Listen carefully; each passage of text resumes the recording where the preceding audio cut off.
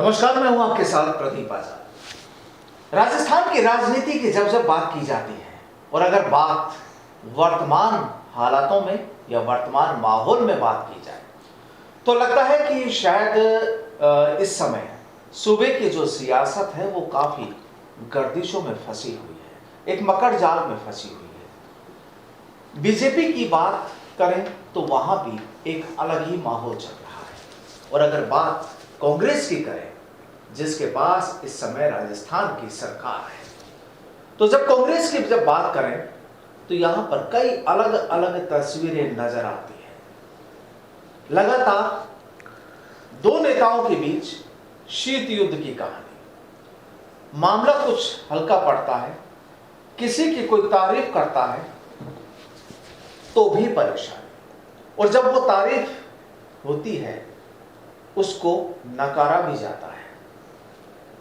एक ही खेमे में मंत्रियों के बीच आपसी तकरार, एक वजूद को लेकर तकरार। वाकई राजस्थान की सियासत जो इस वक्त काफी गहमा गहमी में उलझी हुई है, गर्माहट काफी है, मौसम ठंडा हो चुका है, लेकिन राजस्थान की राजनीति में गर्मी अभी बरकरार है।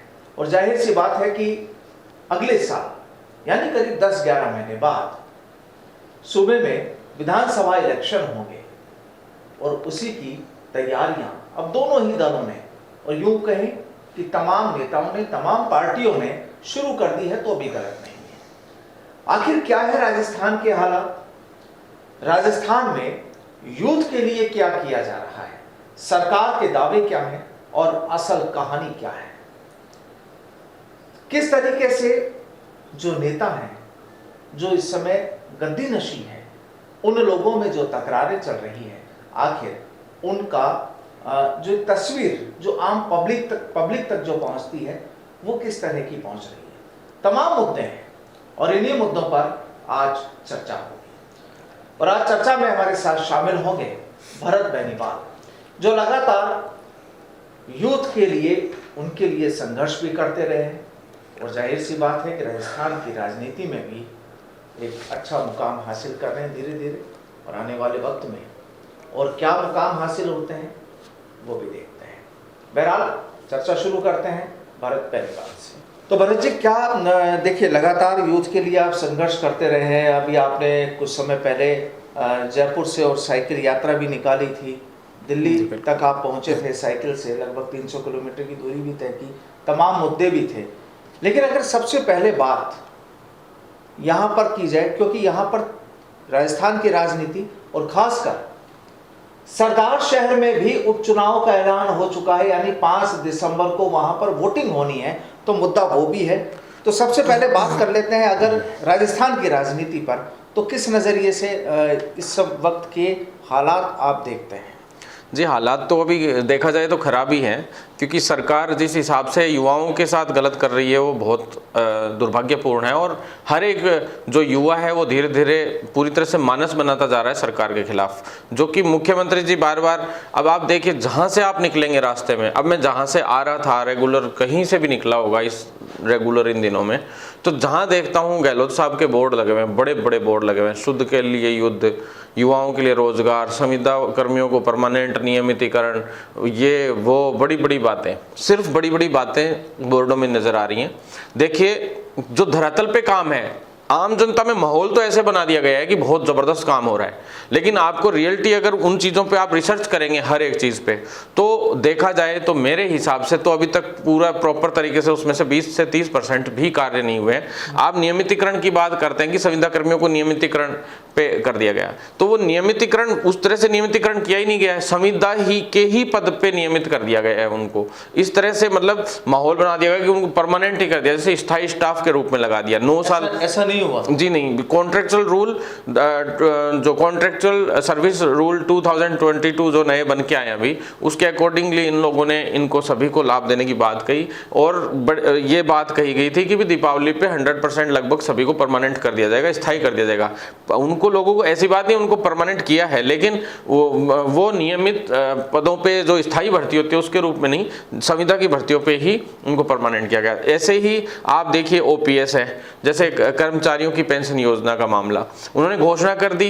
अब केंद्र सरकार पे 39,000 करोड़ का जो इशू इनका पहले से चल रहा था, जो पैसा जमा हुआ था, बहुत बड़ी खबरें भी लगी है उससे पहले, अब उसकी वजह से रोड़े अटक गए, अब वापस से परेशानियां आ गई, वो मामला भी अभी तक अटका पड़ा है। कर्मचारियों की भी बात साफ हो गई। अब आप देखिए दूसरे मुद्दे आप देख लीजिए, युवाओं के लिए रोजगार की 3 लाख रोजगार दे दिए इन्होंने, बोर्ड लगा रखा है 3 लाख रोजगार दे दिए। मुझे ये समझ नहीं आता कि अभी तक मैं टोटल आपको गिनाऊं तो 50 से 60,000 पद आखिरी होंगे जो इन्होंने दिए, जिसमें भी सबसे आगे मेडिकल विभाग है। वो भी हम लोगों ने इतने आंदोलन किए जब जाके हुए, जबकि शिक्षा विभाग में लेवल फर्स्ट में सिर्फ 15,000 के करीब नियुक्तियां मिली हैं। पटवारी भर्ती एक जरूर कंप्लीट हुई है जिसमें भी हम बहुत एक्टिव रहे थे, पटवारी भर्ती में मैं बहुत एक्टिव रहा था, और कुछ गिनी चुनी जैसे JN की और कुछ पदों पे और भर्तियां हुई हैं, तो कोई बड़ी भर्तियां उसमें नहीं शामिल कि 3 लाख पदों पे दे दें। हाँ, घोषणाएं कर रखी हैं, भर्तियां प्रक्रियाधीन है, ज्यादातर प्रक्रियाधीन है, लेकिन उनमें कभी कोर्ट के रोड़े अटक जाते हैं, कभी कुछ हो जाते हैं, रेट रद्द हो जाती है, फिर पोस्टपोन हो जाती है, कभी कुछ इस तरह से परेशानियां जो बहुत बार बार जो पुरानी भर्तियां 2018 की वो ही नहीं निपट पाई अभी तक, वो तक अभी तक फंसी हुई है, उनको भी समाधान करना है। बहुत सारी ऐसी चीजें हैं जो आज तक भी प्रॉपर तरीके से हो नहीं पाई हैं। गहलोत साहब को ये डर लग रहा है कि भाई मैं कभी भी CM पद से जा सकता हूं, तो कम से कम इतनी घोषणाएं कर दूं कि आगे आने वाला जो CM गलती से मैं चेंज भी हो जाऊं तो वो सिर पकड़ के रोएगा, ये हालत करना चाह रहे हैं वो। दूसरा, हालात इसी तरह के पैदा हो रखे हैं। दूसरा जो है मतलब घोषणाएं करते जा रहे हैं। अब आप एक विवाद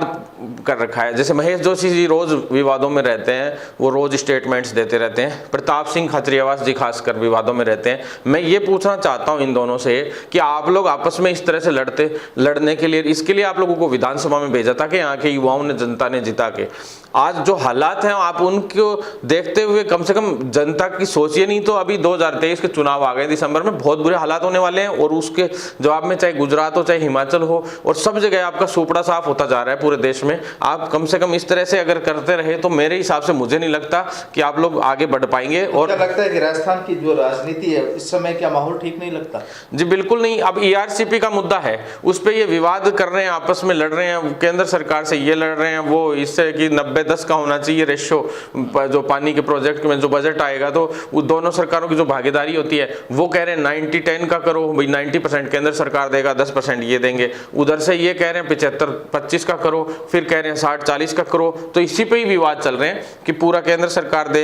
ये तो 100% केंद्र सरकार से भी लेना चाह रहे हैं, महेश जोशी जी उस दिन कह रहे थे। तो ये चीजें नहीं चलेंगी। आप तय कीजिए थोड़ा बहुत बजट, आप भी अपनी तरफ से बढ़ाइए, इनके समाधान कीजिए, चाहे केंद्र सरकार हो उसको भी इसको सीरियस लेना चाहिए। पब्लिक को केवल अपनी सुविधाओं से मतलब है, जब वोट दिया है, जी बिल्कुल बनाई है, तो उनको पब्लिक को तो केवल ये चाहिए परसेंटेज किसका जी, वोट भी दिया है और टैक्स भी भरते हैं। हमारी चाहे एक छोटी सी कोलगेट भी लेते हैं, या कोई भी मतलब आप टूथपेस्ट और साबुन भी लेते हैं, या कोई भी चीज लेते हैं, उसमें जो भी टैक्स का पैसा जा रहा है वो भी सरकार के पास जा रहा है, और उस पैसे से क्या होते हैं, विकास कार्य होते हैं। और सरकार का ये फर्ज बनता है कि उस टैक्स के पैसे से जो विकास कार्य करवाने हैं उनको प्रॉपर टाइम पे रेगुलर करे, लेकिन सरकार वो करना ही नहीं चाहती है। आपस में लड़ के वो कह रहा है मैं CM बन जाऊं, वो कह रहा है मैं CM बन जाऊं। ये हालात बहुत बुरे हैं राजस्थान के, अभी बहुत बुरे हालात हैं। कोई तो ऐसे पकड़ के ही बैठ गए CM पद को कि वो वैसे नहीं छोड़ना चाह रहे, और कई युवा चाहते हैं कि उनको मौका मिले। हर तरीके से मतलब माहौल इतना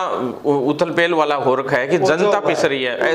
आप देखिए कोविड जैसे माहौल में ये हालत थी कि सरकार होटलों में पड़ी थी। बहुत बड़ा दुर्भाग्य है ये, राजस्थान में पहली बार हुआ होगा, शायद पूरे इंडिया में किसी भी राज्य में ऐसा नहीं हुआ कि होटलों में सरकार पड़ी थी और पूरी की पूरी, और बाहर होटलों के बिल बन रहे थे। यहाँ पे ये पैरामाउंट और ये 1-2 होटल थे, इनमें बड़े बड़े बिल बन रहे थे, और देखिए लोग मर रहे थे बाहर कोरोना में। बिल्कुल इनको किसी चीज की सूद नहीं थी। उसके बाद इन्होंने शुरू किया कि यार ये तो जनता बहुत विरोध में आ गई, और अब जब जैसे CM पद जाने को होता है उससे पहले और बड़ी घोषणाएं हो जाती हैं, और बड़ी घोषणाएं हो जाती हैं। धरातल पे अभी तक कोई गिनी चुनी योजनाएं हैं जिनका सरकार जब घोषणा करती है तो क्या उनको अमली जामा नहीं पहनाया जा रहा? जी बिल्कुल, अमली जामा पहनाने के लिए शुरुआत तो कर देते हैं ये कि हाँ भाई ये काम शुरू कर दिया हमने। OPS के लिए इन्होंने काम शुरू कर दिया, मतलब कह रहे हैं कि भाई हाँ ठीक है हमने शुरू कर दिया, कर्मचारियों को पेंशन हम देंगे, ये करेंगे वो करेंगे। जबकि पेंशन देंगे कहाँ से, पहले से केंद्र सरकार और इनका आपस में बहुत बड़ा मामला चल रहा है, जिसमें वो 39,000 करोड़ वाला इशू की भी पैसे जमा कराए थे, केंद्र सरकार के पास जमा थे,